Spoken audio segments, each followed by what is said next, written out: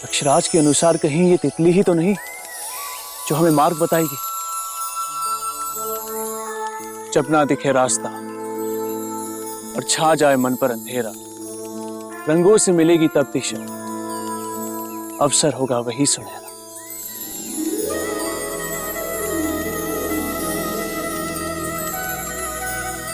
यही है मार्गदर्शन, इसी के पीछे चलते।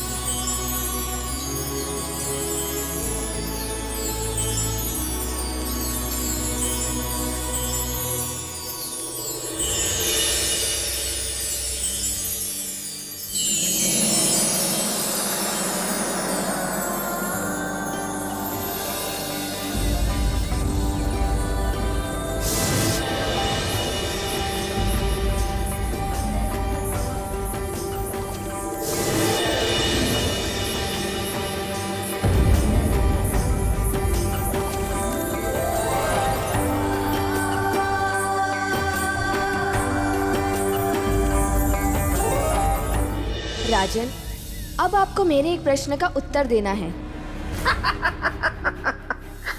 कठिन है, आपका प्रश्न बहुत कठिन है जो आने वाला है। मुझे पता है ना देवी, आपके प्रश्न का उत्तर राजा भोज दे ही नहीं सकते, इसलिए मत पूछिए। पूछिए देवी।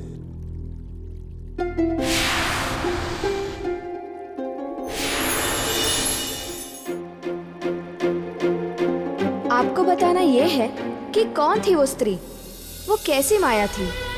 देवी, ये उनके काम वासना की परीक्षा थी और इतिहास गवाह है देवी कि अपने लक्ष्य तक पहुंचने के लिए सबसे बड़ा बाधा काम होता है। और देवी, काम से पराजित तो देवता तक हुए। मनुष्य किसी भी बाधा को जीत सकता है, लेकिन काम से जीतना उसके लिए मुश्किल ही नहीं, असंभव भी है। अच्छा, कह तो दिया आपने बड़ी सरलता से असंभव, लेकिन असंभव कैसे है ये भी तो बताइए। और मुझे पता है कि अब ये असंभव कैसे है, इस प्रश्न का उत्तर आप नहीं दे पाएंगे। क्यों? काम वासना को जीतना असंभव क्यों है? उसे जीतना असंभव इसलिए क्योंकि मनुष्य का मूल काम होता है। सम्राट विक्रमादित्य ने लोक की परीक्षा तो पार कर ली, किंतु अभी काम की परीक्षा पार करना बाकी था। बिल्कुल सही।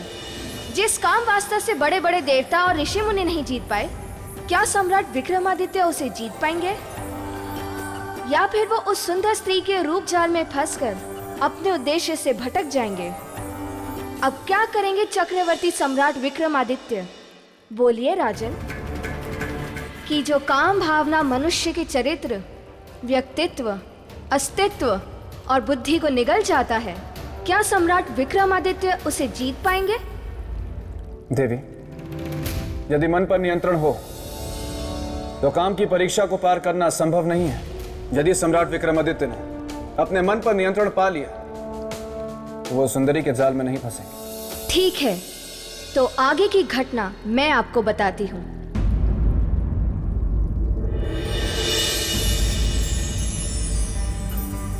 आपका स्वागत है विक्रमादित्य।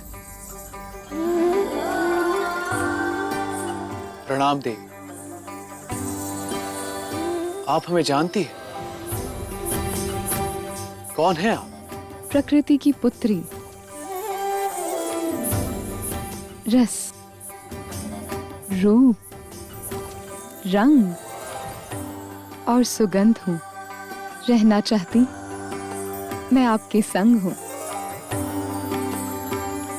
मैंने वर्षों से आप जैसे पराक्रमी त्यागी की प्रतीक्षा की है। अब कहीं जाकर आज मेरी प्रतीक्षा पूरी हुई है। क्या आप अपना सब कुछ त्याग कर मुझे अपनाएंगे? देवी, त्याग केवल एक की खुशी नहीं होती, इसमें एक का दुख और समाज का सुख छिपा होता। हजारों की खुशियां छिपी होती।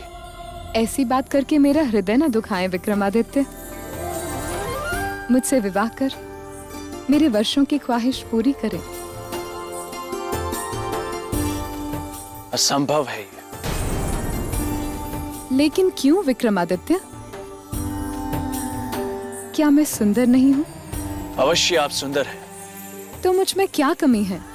कमी वो देखते हैं जिनसे जिनका स्वार्थ जुड़ा होता है देवी। और हमारा स्वार्थ आपसे नहीं, हमारे उद्देश्य से जुड़ा है, जिसे पूरा करने हम यहां आए हैं। मैं आपका उद्देश्य जानती हूँ। आप यहाँ स्वर्ण पोटली के लिए आए हैं।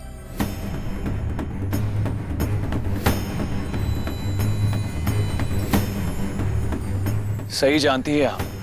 तो आप मुझसे विवाह कर लें और ले जाएं स्वर्ण पोटली। हम स्वर्ण पोटली आपकी कृपा से नहीं, हमारे पराक्रम से प्राप्त करना चाहेंगे।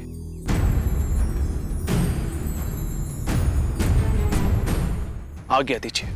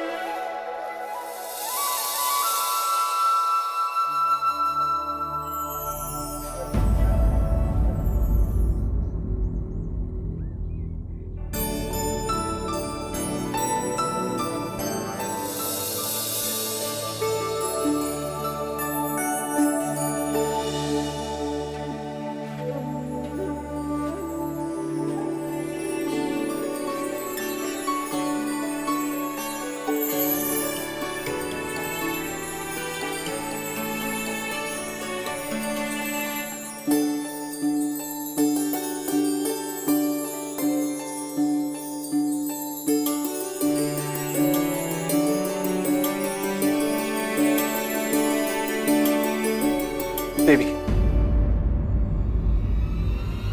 क्षमा करो देवी, पर इस प्रकार का व्यवहार करके हमें लज्जित ना करो। सम्राट, मैं आपको लज्जित नहीं कर रही। मैं तो आपसे विनती कर रही हूँ। आपकी विनती बेकार जाएगी देवी, क्योंकि हम विवाहित हैं और प्रेम हम केवल अपनी पत्नी से करते हैं और सदैव उन्हीं से करते रहेंगे। किसी अन्य स्त्री से प्रेम कभी नहीं। क्षमा कीजिए।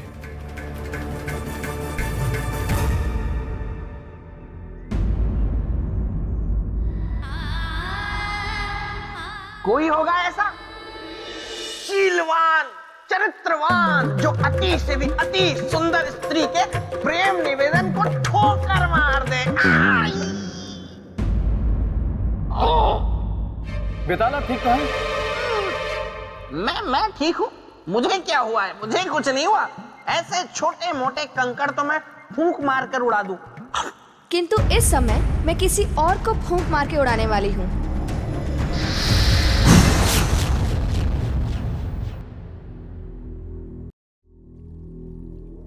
तो राजन, सम्राट विक्रमादित्य ये कहकर वहां से चल दिए कि वे सिर्फ अपनी पत्नी से प्रेम करते हैं, लेकिन इसके आगे जो हुआ वो बहुत ही चौंका देने वाला था।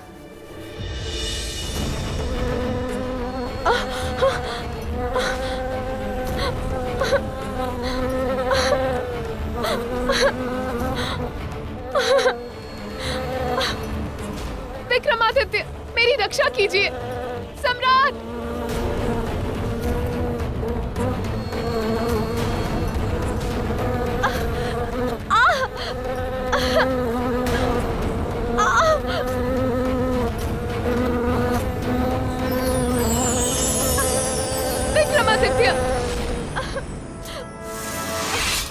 विक्रमादित्य।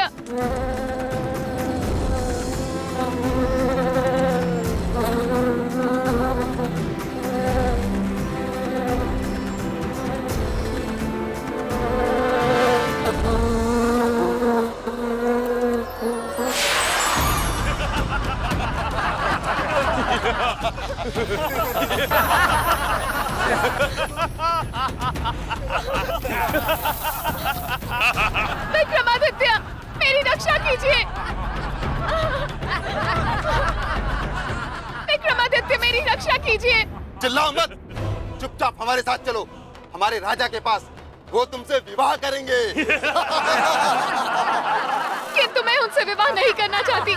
विक्रमादित्य, मेरी रक्षा कीजिए।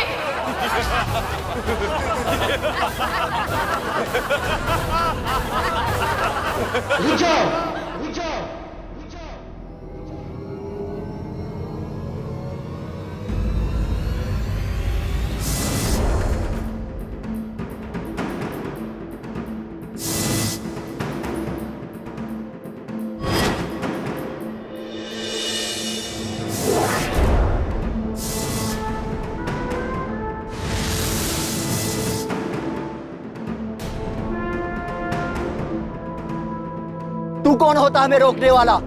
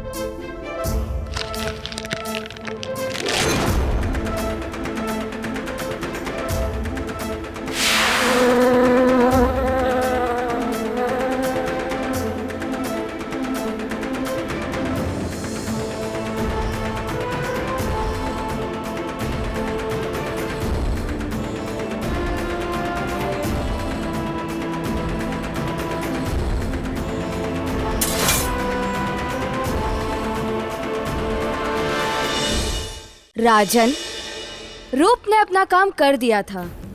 सम्राट विक्रमादित्य उसके रूप पर मोहित हो चुके थे। नहीं देवी, ऐसे त्यागी पुरुष के बारे में ऐसा मत कहिए। क्यों? इसके अलावा और क्या कारण हो सकता है? इसके अतिरिक्त कारण है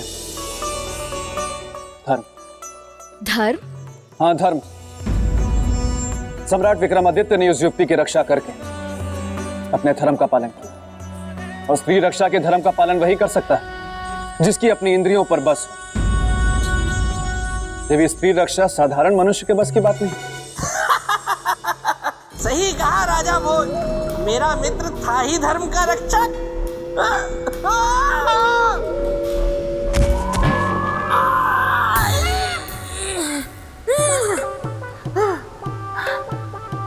अच्छा हुआ किसी ने देखा नहीं। वैसे कमाल है, आज अब तक वो नहीं आई। क्यों? बड़ी याद आ रही है मेरी। सौंदर्य लेखा तुम कहाँ हो? तुम सिर्फ सुनाई सुनाई क्यों दे रही हो? दिखाई दिखाई क्यों नहीं दे रही? शरीर साथ छोड़ गया है क्या?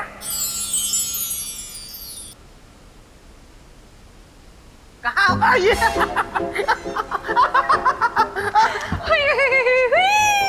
तुम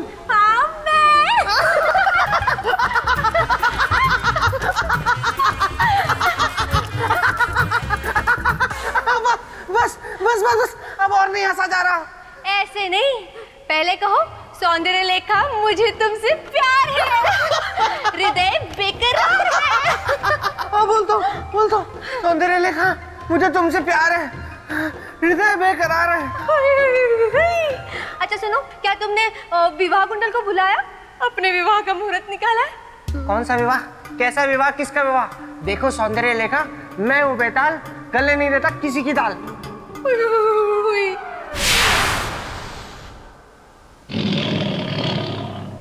ओहो, अच्छा मुझे बताओ, अगर मेरा भाई शक्ति सुरमा यहाँ आता डोलते डोलते, तो क्या उसके सामने भी तुम यही बोलते? बोलता, और ये भी बोलता कि ऐ शक्ति सूरमा, बना दूंगा मैं तेरा चूरमा। वो होंगे और जो तेरी कद काठी से डर जाते होंगे, लेकिन मैं वो नहीं हूं। अगर मुझे गुस्सा आ जाए तो मैं सामने वाले को अनार के दानों की तरह बिखेर देता हूं और उसकी हड्डी पसली एक कर देता हूं। और उसके बाद सौंदर्य लेखा, तुम्हारी आवाज थोड़ी भारी नहीं हो गई?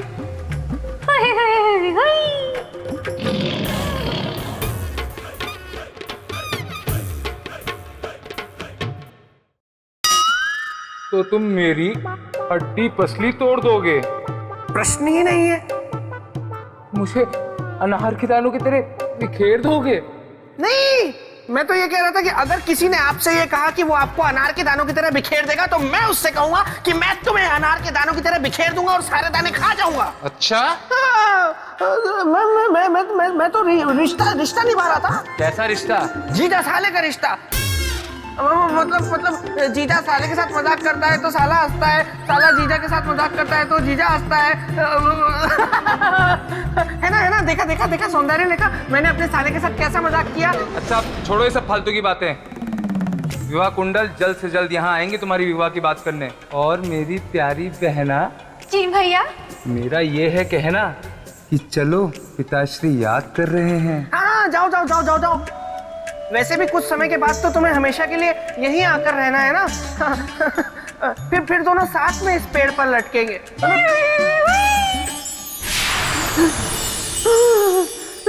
बच गया। राजन, एक महान योद्धा की तरह, एक महान राजा की तरह, एक महान पुरुष की तरह अपना बल, सामर्थ्य और पौरुष का परिचय सम्राट विक्रमादित्य ने दे दिया। किंतु तब तक और समय घट गया और अब तक सम्राट विक्रमादित्य उस स्वर्ण पोटली तक नहीं पहुंच पाए थे। सम्राट विक्रमादित्य, मैं आपकी आभारी हूं। आपने अपने प्राणों को संकट में डालकर मेरी रक्षा की है। कहिए, मैं आपके लिए क्या कर सकती हूँ? देवी, केवल हमें इतना बता दे कि स्वर्ण पोटली हमें कहाँ मिलेगी।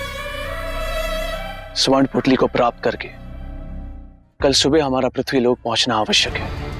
समय सीमा के भीतर? ऐसा क्यों? वो इसलिए देवी, क्योंकि महान त्यागी ऋत्विक ध्वज के प्राण संकट में है। यदि ऐसी बात है तो मैं आपको स्वर्ण पोटली का पता अवश्य बताऊंगी, क्योंकि साथ में सावधान भी करना चाहूंगी सम्राट विक्रमादित्य। आगे का मार्ग बहुत कठिन है, आपका जीवन संकट में आ सकता है। हमें इस बात की कोई चिंता नहीं है देवी। महान दानी ऋत्विक ध्वज के जीवन के सामने हमारा जीवन कुछ भी नहीं।